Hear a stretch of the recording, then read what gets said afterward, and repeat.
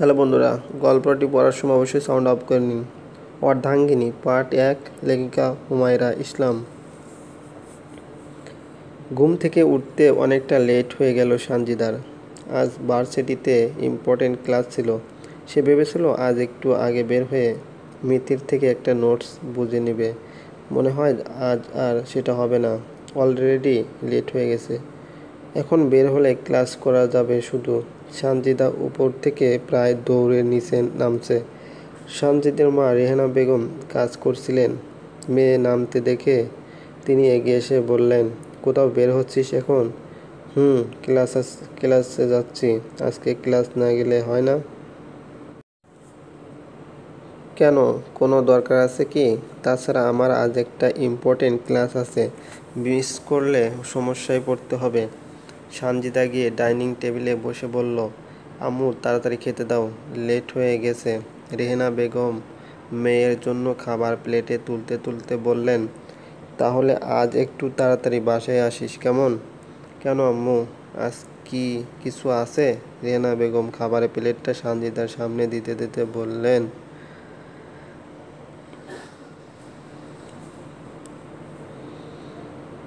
আজ বাসায় মেহমান আসবে, মানে তোকে দেখতে আসবে। সানজিদা এক লোকমান মুখে দিয়েছিল। মায়ের কথা শুনে তার হাত আটকে গেছে।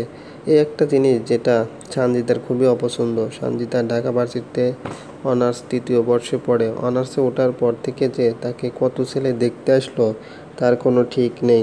বড় অদ্ভুত সেই দৃশ্যগুলো। ছেলের মা ভাই বোন নিয়ে আসবে, মেয়ের সামনে গেলে শুরু করবে তারা প্রশ্নের পর্ব। একটার পর একটা, একজনের পর একজন প্রশ্ন করেই যাবে। কেউ কেউ বলবে,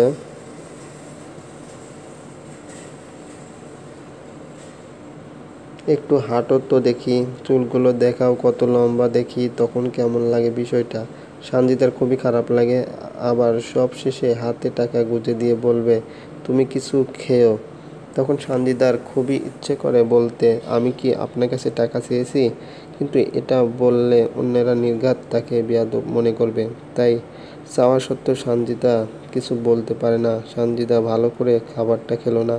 এখন ইচ্ছে করছে না খেতে। সানজিদা হাতটা ধুয়ে আবার নিজের রুমের দিকে পা বাড়ালো। সেটা দেখে রেহানা বেগম বললেন, কিরে আবার উপরে যাচ্ছিস যে, ক্যাম্পাসে যাবি না? মায়ের কথা শুনে সানজিদা দাঁড়িয়ে যায়, নিচের দিকে তাকিয়ে বলল, না যাব না। তুই তো মাত্র বললি তোর ইম্পর্টেন্ট ক্লাস আছে। তাহলে?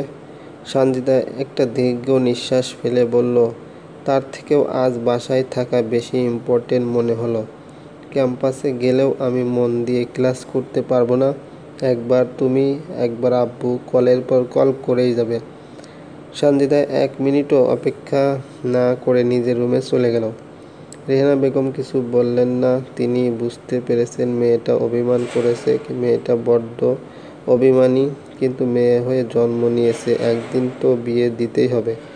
আর ভালো ছেলে পেলে তাড়াতাড়ি বিয়ে দেওয়া উচিত। মেয়েটাকে এটা কিছুতে বোঝাতে পারলেন না রেহানা বেগম। রেহানা বেগমও জোরে নিঃশ্বাস নিলেন, তারপর আবার কাজে লেগে গেলেন। 1টার দিকে মেহমান চলে আসার কথা, তার আগেই সব রান্না বাড়া শেষ করা উচিত। সানজিদার বাবা আব্দুল সাত্তার সাহেব গেছেন বাজারে, মিষ্টি দই আনতে হবে। বাড়িতে মেহমান আসবে আর খাবার শেষে একটু মিষ্টি দই হবে না? বিষয়টা নেহাত ছোট লোকের পরিচয় হবে। মেয়ের বিয়ের ব্যাপারে কোনো রকম কমতি চান না আব্দুল সাত্তার সাহেব। প্রয়োজনে সব কিছু ডাবল ট্রিপল হবে, তাও কম হবে না। আব্দুল সাত্তার সাহেব বাজার থেকে মিষ্টি আর দই কিনে নিয়ে এসে দেখলেন স্ত্রী রেহেনা খাবার তৈরিতে ব্যস্ত হয়ে পড়েছে। আব্দুল সাত্তার সাহেব মিষ্টি আর দই ফ্রিজে রাখতে রাখতে বললেন, সানজিদাকে বলছো আজ একটু তাড়াতাড়ি বাসায় ফিরে আসতে? সে তো আজ ভার্সিটিতে যায়নি, রেডি হয়ে নিচে নেমে এসেছিল। আজ তাড়াতাড়ি আসার কথা বলায় সে ভার্সিটি যায়নি। মনে হলো মেয়েটা অভিমান করেছে। ও। আব্দুল সাত্তার চুপ করে ড্রয়িং রুমে এসে বসলেন। তিনি মনে মনে সিদ্ধান্ত নিলেন, এবার যদি ছেলে দেখে পছন্দ না হয় তাহলে মেয়ের পড়াশোনা শেষ না হওয়া পর্যন্ত আর বিয়ের কথা বলবেন না। আব্দুল সাত্তার চুপ করে বসে রইলেন। রেহেনা রান্নাবান্না শেষে করতে প্রায় 12:55 বেজে যায়। রেহেনা রান্নাঘর থেকে বের হয়ে দেখলেন আব্দুল সাত্তার চোখ বন্ধ করে বসে আছেন। রেহেনা আসলে হাত মুছতে মুছতে বললেন, তুমি কি কিছু বিষয় নিয়ে চিন্তা করছো? রেহানার কথা শুনে আব্দুল সাত্তার সাহেব চোখ মেলে তাকিয়ে বললেন, না তেমন কিছু না। তোমার রান্না কি শেষ?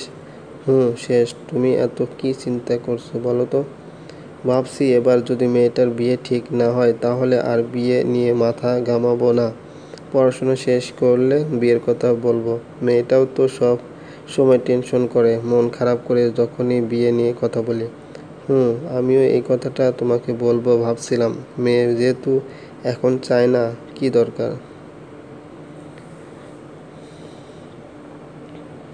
এখন গিয়ে দেখো সানজিদা কি করছে। মেয়েটাকে বুঝিয়ে তৈরি করে দাও। ওরা প্রায় চলে এসেছে। ঠিক আছে। রেহানা বেগম উপরের দিকে পা বাড়ালেন। এমন সময় কলিং বেলটা বেজে ওঠে। রেহানা বেগম দাঁড়িয়ে পিছনে ফিরতে আব্দুল সত্তার সাহেব বললেন, হয়তো ওরাই আসছে। আমি এই দিকটা দেখছি, তুমি সানজিদার কাছে যাও। রেহানা বেগমও আর কিছু বললেন না। দ্রুত পায়ে সানজিদার রুমে চলে আসলেন। সানজিদা প্রায় তৈরি হয়ে গেছে। মিষ্টি কালার একটা শাড়ি পরেছে। সানজিদার চোখে গাঢ় করে কাজল দিয়েছে, ঠোঁটে হালকা মিষ্টি কালারের জেল লিপস্টিক, গলায় ছোট একটা লকেট, কানে টপ টাইপের ফুল, চুলগুলো খোলা, মুখেও কোনো রকম মেকআপ নেই। তবুও সানজিদাকে যেন পুতুলের মতো লাগছে। রেহানা বেগমের খুবই ভালো লাগছে মেয়েকে নর্মাল থাকতে দেখে। রেহানা বেগম সানজিদার কাছে গিয়ে বললেন, এত তাড়াতাড়ি তৈরি হয়ে গেছিস? হুম। দেখতে আমাকে কেমন লাগছে? শাড়িটা কি ঠিকঠাক পরা হয়েছে? রেহানা বেগম সানজিদাকে কাছে থেকে ভালো করে দেখে বললেন, আমার মেয়েটাকে একদম পরীর মতো লাগছে। রেহানা বেগম সানজিদার আঙুলে দাঁত দিয়ে আস্তে করে কামড় দিয়ে বললেন, আমার মেয়ের উপর কারো কুনজর যেন না পড়ে। মায়ের কথা শুনে সানজিদা একটি মুচকি হাসি দিল। রেহানা বেগম বললেন, ছেলের বাড়ির লোকজন চলে এসেছে, তুই বস, আমি গিয়ে তাদের শরবত দিয়ে আসি। সময় হলে তোকে ডেকে নিব। ঠিক আছে। রেহানা বেগম নিচে নেমে গেলেন। সানজিদা রুমেই বসে আছে। হঠাৎ তার ফোনের রিংটোনটা বেজে উঠল। সানজিদা ফোনটা হাতে নিয়ে দেখে মিথি কল করেছে। সানজিদা ফোনটা রিসিভ করতেই মিথি বলে, তুই কোথায় এখন? বাসায়। কেন? তুই না বলছিলি আজ একটা নোটস বুঝে নেবে আমার থেকে? তাহলে কি হলো, আসিসনি কেন? সানজিদা কি বলবে ভেবে পাচ্ছে না। সত্যিটাও সে বলতে পারছে না। বারবার ছেলেপক্ষ দেখতে আসবে বললে নিজের কাছেও কেমন লাগে। তার এখন ছেলেপক্ষের সামনে গিয়ে বসার কোনো ইচ্ছে ছিল না সানজিদার। কিন্তু তার বাবা খুবই রাগী। তিনি একটা কথা বললে যদি ছেলে মেয়ে সেই কথাটা না শোনে তাহলে তিনি ভয়ানক রেগে যায়। এই মুহূর্তে সানজিদা কোনো রকম অশান্তি চায় না। তাই বাবার ইচ্ছাকে প্রাধান্য দিয়ে ছেলের বাড়ির লোকজনের সামনে যেতে রাজি হলো। সানজিদা বলল, আসলে আজ হঠাৎ করে একটু অসুস্থ হয়ে গেছি, তাই আসতে পারিনি। অন্য একদিন বুঝে নেব। কি হয়েছে তোর? ডাক্তার দেখিয়েছিস? তেমন কিছু না, হালকা pain. Now I am fine, তুই চিন্তা করিস না। আচ্ছা তাহলে রেস্ট কর। আচ্ছা বাই। বাই। সানজিদার কলটা কাটার পরেই মনটা খারাপ হয়ে যায়। প্রিয় বান্ধবীর কাছেও সত্যটা বলতে তার খারাপ লাগছে। এক কথা কতবার বলা যায়, চলবে? হ্যালো বন্ধুরা, এই গল্পটি যদি ভালো লাগে অবশ্যই লাইক কমেন্ট শেয়ার করবেন। আর একটি কথা, আমাদের চ্যানেলটি যদি এখনও সাবস্ক্রাইব না করে থাকেন প্লিজ সাবস্ক্রাইব করুন। ধন্যবাদ।